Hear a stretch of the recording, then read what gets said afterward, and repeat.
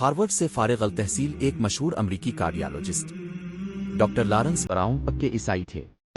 بیٹی کی شدید بیماری کے وقت انہوں نے ایک دعا کی، اے خدا، اگر تو ہے اور میری بیٹی بچ گئی تو میں پوری زندگی تجھے تلاش کروں۔ بیٹی بچ گئی۔ ڈاکٹر براؤن نے وعدہ نبھایا، بائبل کا گہرائی سے مطالعہ کیا، سوالات پڑھے، تضادات میں الجھن میں ڈالا، پھر قرآن کھولا اور حیرت زدہ رہ گئے۔ یہ کسی انسان کا کلام نہیں ہو سکتا۔ اسلام کی سچائی نے ان کا دل جیت لیا۔ وہ مسلمان ہو گئے۔ آج وہ نہ صرف ایک ڈاکٹر ہیں بلکہ سچائی کے سفیر بھی۔ ڈاکٹر لارنس براؤن کی کہانی ثبوت ہے کہ دل اگر سچائی چاہے تو اللہ راستہ دکھا دیتا ہے۔